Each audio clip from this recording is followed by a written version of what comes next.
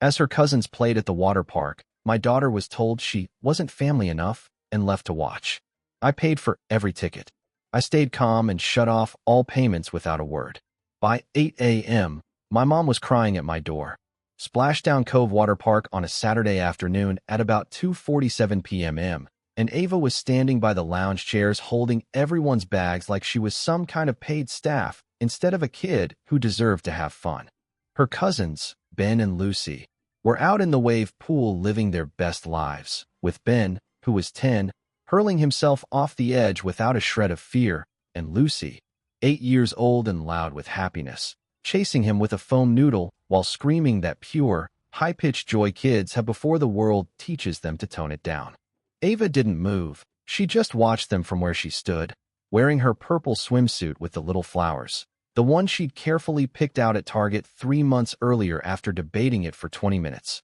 With her goggles pushed up on her forehead and her flip-flops lined up perfectly beside the chair, ready to go and used for the past 20 minutes. I stood about 10 feet away by a fake palm tree, pretending to read work emails on my phone while pretending even harder that I didn't see what was happening. Ava finally spoke up, her voice quiet and careful, asking, "Grandma, can I go in now?" In that way kids do when they've already been told no twice, but still hope the third try might work. My mother, Carol, looked up from some glossy coastal living magazine and glanced at Ava the same way someone looks at a stranger asking for spare change before saying, "Oh honey, no, stay with the bags." Ava's face shifted just a little, that tiny adjustment I'd seen before, like a door closing so softly you almost miss it, and she pointed toward the pool and said Ben and Lucy were swimming. Only for Carol to give that polite adult smile people use when they think they're explaining something obvious and say, "I know, sweetheart, but you're not really family enough for the family activities, and someone needs to watch the bags. And you're so good at helping." Not family enough hit me hard, like stones sinking into my chest, and Ava didn't argue. She just nodded, adjusted her grip, shifted her weight, and then turned her head and looked straight at me, saying nothing, but in her eyes was the same question she'd been asking her whole life without words: why they didn't love her the way they loved Ben and Lucy. I'd spent 3 years smoothing things over, quietly paying bills, keeping everyone connected, telling myself it mattered, but watching my daughter stand there holding beach bags while her cousins played made something click, and I realized it didn't matter at all. I pulled out my phone, not to check emails this time, but to stop paying for people who didn't value us, opening the banking app and finding the family account I'd set up 3 years earlier that automatically pulled money every month so I didn't have to think about it. The phone plan popped up first, 5 lines covering Carol, my dad, my sister Megan, her husband Tom, even Megan's landline, all running through my Verizon account, and I scrolled down, tapped manage, found cancel service, hesitated for a second thinking about 3 years of being the reliable one, then pressed confirm, setting the service to shut off at 11:59 p.m. that night. When the confirmation email buzzed in, I pocketed the phone and walked over to Ava, telling her it was time to go, which confused her since we'd only been there an hour, but I said something came up, and when she asked about Ben and Lucy, I glanced at them laughing in the pool, totally unaware she'd been standing there the whole time, and said they'd figure it out. As I packed our sea turtle towels, half-used sunscreen, and wallet, Carol noticed and asked if I was really leaving, pointing out it was only 3 and we had the cabana until 6, the cabana and tickets I'd paid for, but I didn't bother explaining and just said something came up. Megan walked over dripping wet with a ridiculous souvenir margarita and told me not to be dramatic because the kids were having fun, but I looked from her to the cousins and back to Ava still near the chairs and told Ava it was time to go, and she set the bags down carefully like they might break, grabbed her towel and flip-flops, and followed me while Carol called after us asking what was going on.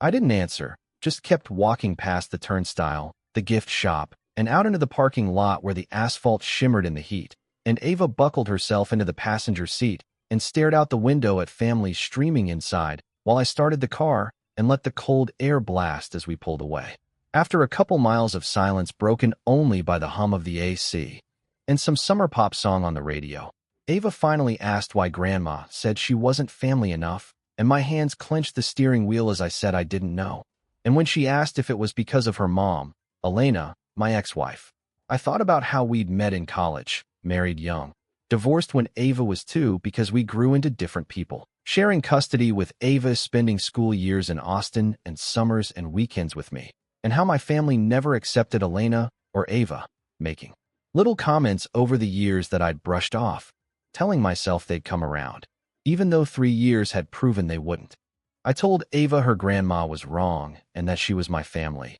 then pulled into a Dairy Queen without planning it because I needed to stop before I drove angry. And when I asked if she wanted ice cream, she eyed me like it was suspicious for 3:30 in the afternoon, but still smiled a little. Inside, we ordered Oreo for her and cookie dough for me and sat by the window while she ate slowly, sorting cookie dough pieces by size like a tiny scientist. And my phone sat dark and silent on the table while my mind ran through everything else tied to that canceled account. Car insurance, co-signed loans, prescription supplements, money I'd never totaled because I didn't want to see it. When my phone buzzed with a message from Carol asking why we left and whether Ava had a tantrum, I flipped it face down and told Ava I wasn't texting back right now. And when she asked if I was mad, I realized mad wasn't the right word and said I was disappointed, which she quietly agreed with. We finished our ice cream in easy silence, drove home, and pulled into our small beige rental with the overgrown lawn that wasn't fancy,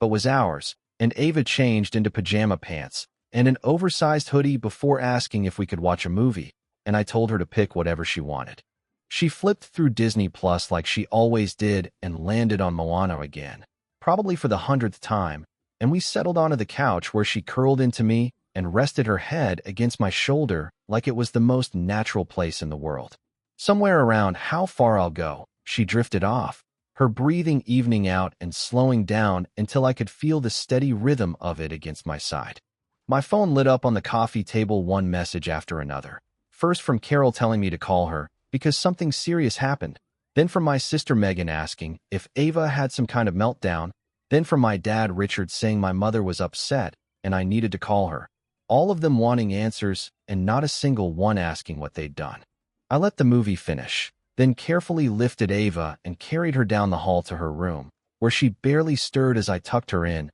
pulled the blanket up to her chin, and switched on her little turtle nightlight. Back in the living room, I opened my laptop, logged into my banking app, and pulled up the family expenses account, scrolling through the automatic payments one by one. Verizon with 5 lines at $280 a month marked canceled. State Farm for my parents' car insurance at $340 a month still active. Blue Cross for Carol's supplemental coverage at $190 active. Little Scholars Daycare for Megan's kids at $600 active. And a Chase credit card I'd co-signed for Richard with a $420 minimum payment still active, all of them staring back at me like they'd always been there.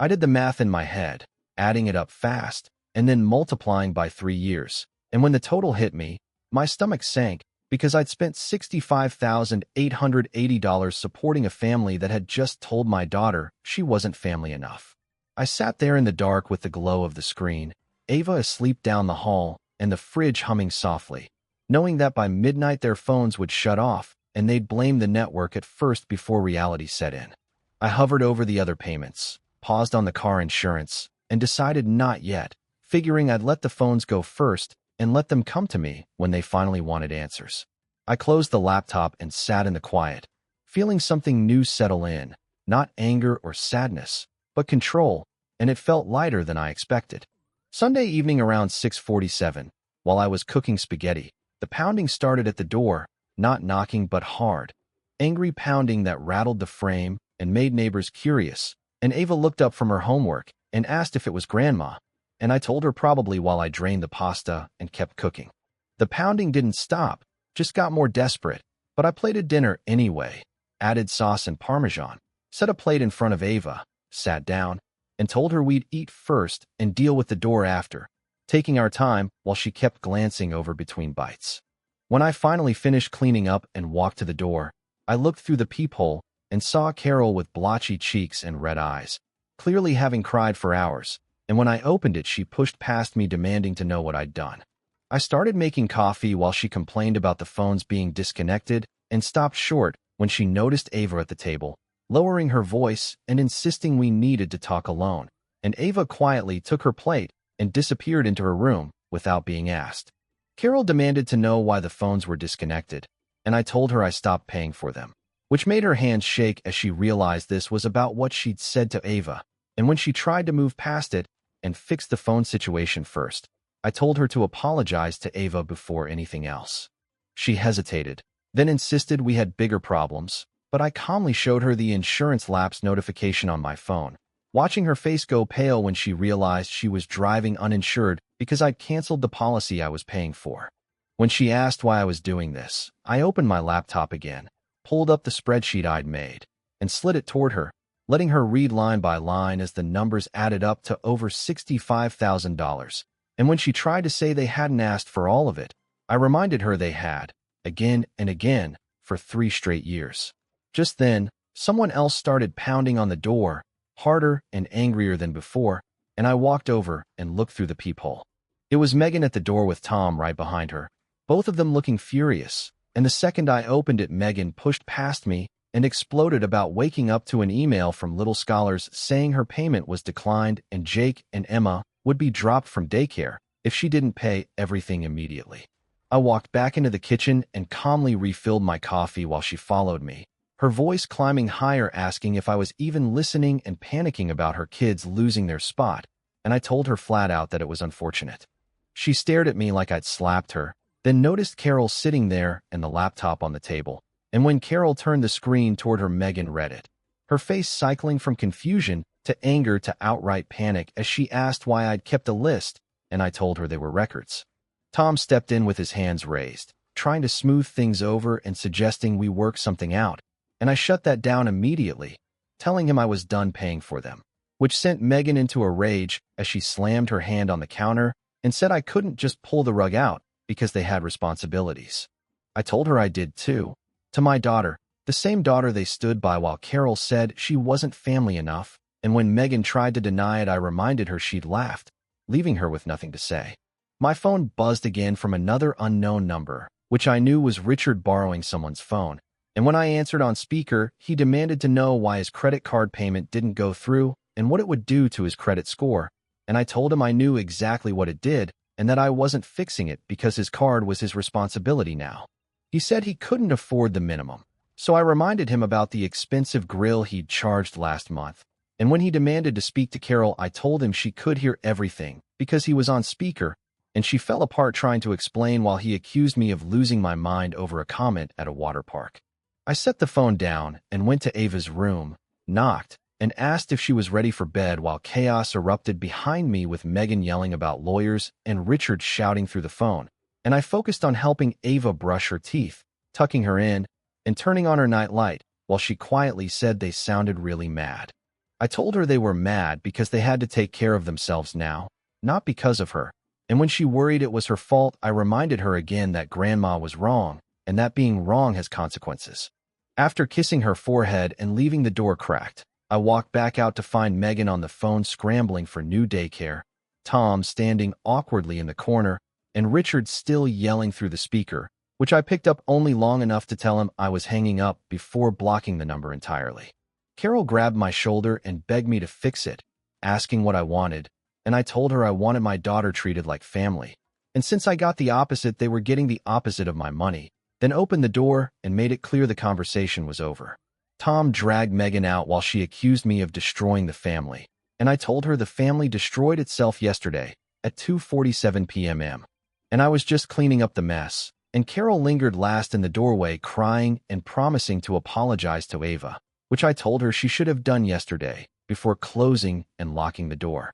Back in the kitchen, I dumped the cold coffee, made a fresh cup, sat down with my laptop, and one by one canceled the remaining auto payments for car insurance, health insurance, daycare, and the credit card, watching the confirmation emails stack up before shutting everything down, turning off my phone, and checking on Ava sleeping peacefully under her glowing turtle light. That night, I slept better than I had in months, and by Tuesday evening at Ava's soccer practice, while I sat in the bleachers finishing work, Uncle Kevin showed up, sat beside me without asking, and told me my dad said I'd lost my mind. And when he asked for my side, I closed my laptop and told him plainly that Carol told Ava she wasn't family enough after I'd spent 3 years paying thousands every month for people who didn't think my daughter belonged. And when he quietly asked if those were really her exact words, I repeated them back to him. He let out a long breath through his teeth and muttered Jesus, then asked if the money part was real too, the 65 grand. And when I told him yes, and that Carol had called Aunt Janet crying and showing her a spreadsheet,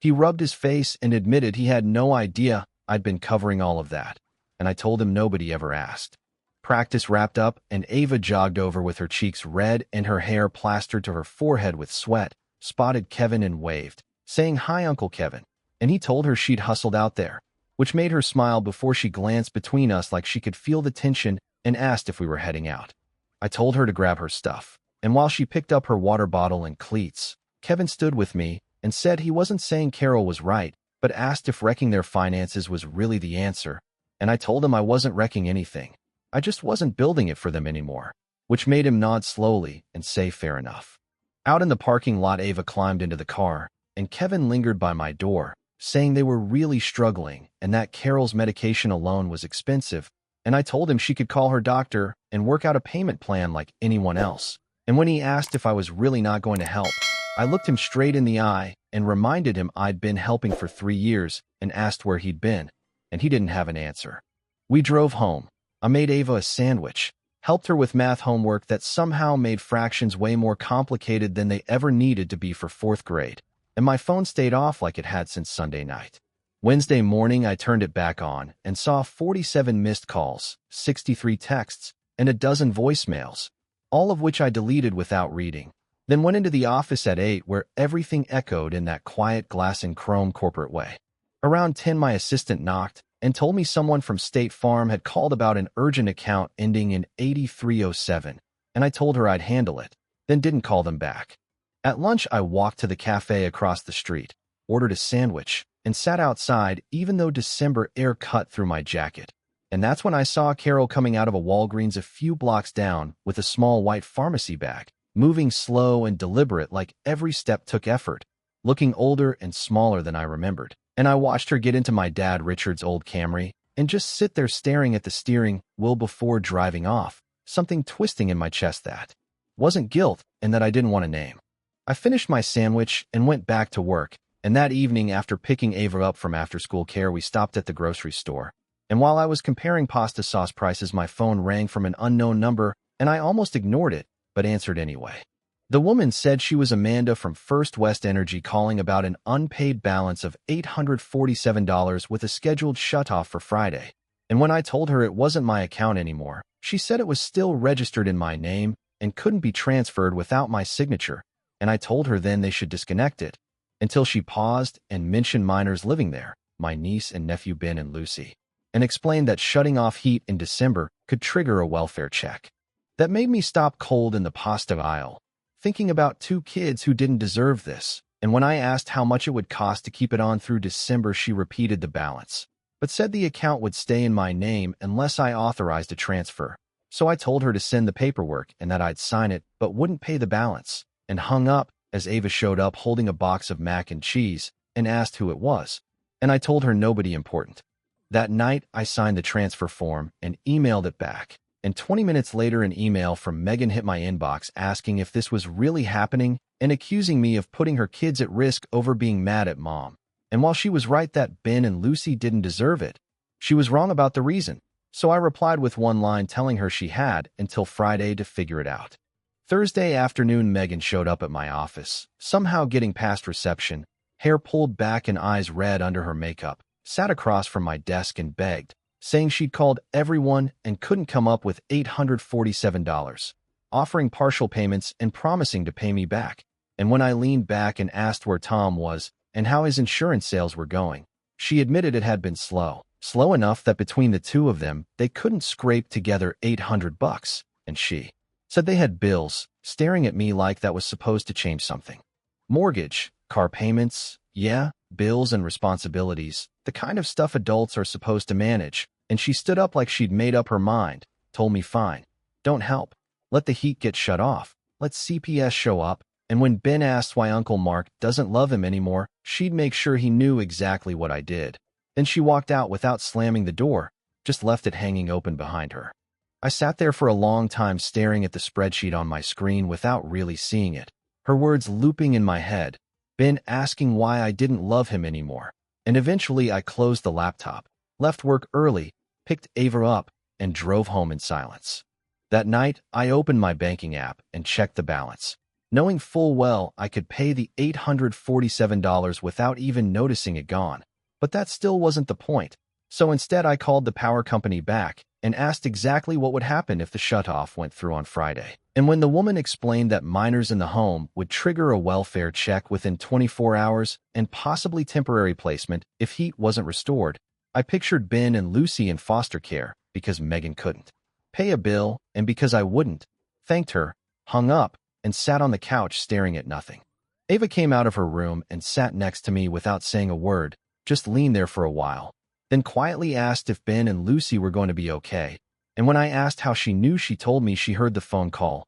Of course she did. So I told her I didn't know yet and that I was thinking about it. She picked at a loose thread on the cushion and said they were mean to her, but she didn't want them to be cold, which told me everything I needed to know about who she was becoming, and I told her I didn't want that either. Friday morning I woke up at 6, made coffee, watched the sun come up through the kitchen window, opened my banking app, transferred $847 to First West Energy, zeroed out the balance, then emailed Megan to tell her the heat would stay on. The account was transferred, and this was the last time, and I closed the laptop without waiting for a reply. Ava came out for breakfast. I made pancakes, and we ate in easy silence. And when my phone buzzed later with a short thank you and apology from an unknown number signed with an S, I deleted it. 3 weeks later, I was at Target buying detergent when I saw my dad, Richard, in the pharmacy aisle comparing prescription prices, putting one bottle back and keeping the cheaper one. And when he noticed me, we froze there about 15 feet apart until he finally said my name, and I answered back. He told me he'd tried calling, shifted the bottle in his hand, and said my mom wanted to talk, but was afraid I wouldn't answer the door, which was probably true, then quietly admitted the cheaper medication didn't work as well, but it was all they could afford now. He told me I'd made my point, that they'd taken me for granted and screwed up with Ava, and that I was right to be angry, but I told him I wasn't angry anymore, just done, and something in his face changed like he was really seeing me for the first time. He mentioned my mom being on blood pressure medication from all the stress, and I asked if he meant the stress of being responsible for herself, which made him flinch and admit he probably deserved that. And after a moment, he asked how Ava was doing and seemed relieved when I said she was fine. He said he should go because my mom was waiting in the car, then stopped and turned back just long enough to say I'd been right about all of it before walking away, and I watched him check out, leave the store, and drive off with my mom in the Camry. I finished shopping, went home, told Ava I'd seen Grandpa, and when she asked if he'd been nice, I said he was different, not good or bad, just different, and she accepted that and went back to her homework. My phone stayed off most of the time after that, only coming on for work or to coordinate schedules with Elena, and the family group chat kept going without me while life moved on. For the first time in 3 years, my bank account started growing instead of shrinking, that extra money staying put instead of disappearing, and I opened a college fund for Ava, dropped in the first $5,000, set up monthly transfers, and felt good knowing she'd have options I never did. One night she asked if I thought they'd learned, and when I asked learned what she said, learned they should have been nicer to her, and I told her I thought they were learning what it costs to take people for granted, which she thought about before leaning against me and saying she was glad it was just us, and I told her I was too. By January, the holidays had passed quietly with just the two of us, Chinese food on Christmas, movies, a small tree we decorated together, no drama or guilt or awkward explanations. And when Ava asked once if her grandparents were okay, I told her I didn't know, and she nodded and went back to her Legos. Work picked up. I got promoted to senior engineer with better pay and flexibility, and for the first time I made it to every one of Ava's soccer games instead of just some of them, and that felt like exactly where my life was supposed to be. The money I wasn't sending to my family anymore, a full $1,830 every month, went straight into Ava's college fund, and in just 3 months I'd stacked up nearly $6,000, which meant that by the time she turned 18 she'd actually have choices, real ones, and that felt like winning in a way I'd never experienced before. In the middle of January, a card showed up in the mailbox, not an email or a text, but a real card with Carol's handwriting on the envelope, and inside was a photo of Ben and Lucy holding a crayon-made sign that said, "Thank you, Uncle Mark," with a single line on the back in Carol's writing saying the heat stayed on, signed with an L, so I stuck it on the fridge and didn't respond. February surprised me when Kevin called from his own number, inviting us to a Christmas in July party at his place at the end of the month, promising it would be small and that Carol and Richard and Megan wouldn't be there, just him, Janet, and some cousins who weren't wrapped up in the mess. And when I told him everything was part of the mess now, he said he respected the boundaries I'd set, but didn't think Ava should miss out on every family thing because the adults screwed up, and that hit harder than I expected. Ava hadn't seen extended family since November, hadn't complained about it, but I'd noticed the quieter weekends and fewer messages from cousins, so I told Kevin I'd think about it, and later that night asked Ava over pizza if she wanted to go, telling her who would and wouldn't be there. And when she asked if people would be weird or mean, I told her not if I was around, which made her think until she asked the most important question about whether there would be cookies, and when I said, probably, she agreed to go. The party turned out exactly like Kevin promised, small and relaxed, his kids home from college, a couple cousins I genuinely liked, nobody bringing up old drama, and Ava spent most of the night playing with his daughter's new kitten, smiling and laughing that real laugh I hadn't heard in months. Around 8, my phone buzzed with a message from an unknown number showing a photo of Carol and Richard sitting on their couch, holding a small wrapped box tagged for Ava, with a note saying they understood if I didn't want them there, but wanted her to have it, and that Kevin could pass it along. And when I showed Kevin, he nodded and said they'd dropped it off the week before and made him promise not to pressure me. He handed me the silver-wrapped box with the green bow and Carol's handwriting on the tag, and when Ava noticed it and went carefully neutral, I told her it was from her grandparents and that she didn't have to open it if she didn't want to, and she said she'd open it later, slipping it into her coat pocket without another word. We left around 9, said our goodbyes, and on the drive home through cold winter rain, Ava studied the present under passing streetlights, telling me she wasn't sure yet if she wanted to open it, which I told her was completely fine, and that night she set it on her dresser where it sat untouched for 3 weeks. One Saturday morning in March, she came into the kitchen holding it and said she was ready, so we sat at the table while she unwrapped it slowly and carefully, saving the paper, revealing a delicate silver bracelet with a turtle charm, her favorite animal because of her ocean conservation thing. And she held it up to the light asking how they knew she liked turtles, and I told her I didn't know. Maybe they asked, or maybe they finally remembered. She put it on, and it fit perfectly, said it was pretty, and when she asked if that meant she had to talk to them, I told her gifts didn't come with obligations, and she wore the bracelet to school and soccer practice, touching it sometimes when she thought I wasn't looking, and while it didn't erase years of being treated like she didn't belong, it was still something. April brought a different message when Megan emailed me with a simple subject line apologizing for how she'd treated Ava and admitting she'd been wrong, telling me to pass it along or not, and I read it twice before filing it away without responding. Then a week later, she sent another email with photos of Ben and Lucy at a school science fair and explained that they'd asked why Ava didn't come around anymore and that she'd told them the truth, which made them cry, especially Ben, and when I showed Ava the email, she quietly admitted she missed them sometimes, but wasn't sure she wanted to see them yet, and I told her that was okay and to take her time. 6 months after the water park, life settled into what it was going to be, with occasional visits to Kevin's place where no one pushed or brought up my parents unless I asked, and Ava thriving with straight A's, travel soccer, a surprisingly popular YouTube channel about ocean conservation, a growth spurt that meant new clothes, and a college fund that hit $12,000, the same amount I used to give my family in a year, now building something that actually mattered. One Sunday in May, the doorbell rang. I checked the peephole and saw my mom and dad standing on the porch, no warning, no text, just there, and when I opened the door, I didn't invite them in.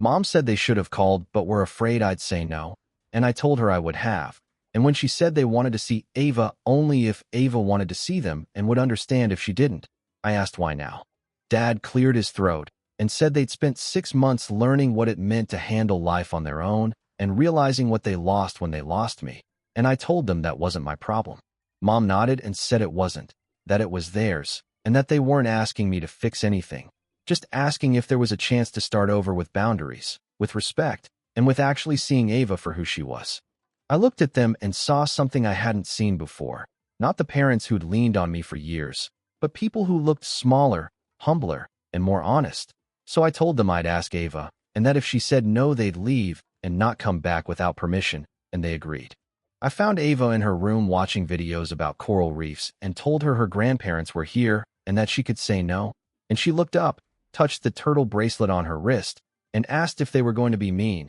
And I told her I didn't think so, but that I'd make them leave if they were. And after a moment she said okay, but just for a little while. They sat in the living room while Ava perched on the arm of my chair close to me. And Mom went first, apologizing for what she said at the water park, and for all the times before that made Ava feel like she didn't belong, telling her she did belong and always had, and that she'd been wrong. Ava stayed quiet, watching her, and Mom went on to say she was in therapy now, learning about her biases and how she'd hurt her, saying it didn't fix anything, but that she was trying to understand so it wouldn't happen again, and Ava softly said okay. Dad told Ava they were proud of her grades, soccer, and her ocean channel that Kevin had shown them, and Ava nodded without smiling, then thanked them for the bracelet and said she liked turtles, and Mom said they knew and that Dad had told them, admitting they should have known already but were learning now. They stayed another 10 careful, awkward minutes before I walked them to the door, and Mom thanked me for letting them try,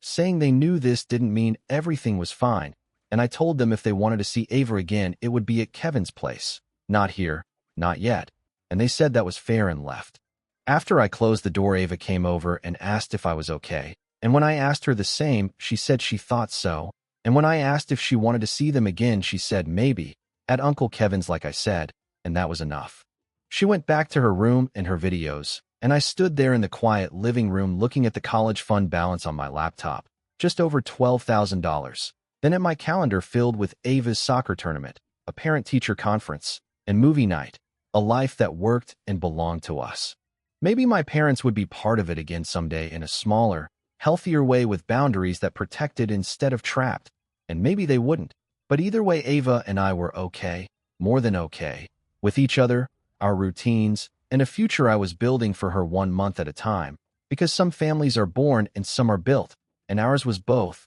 smaller than before but stronger for it, and that was enough.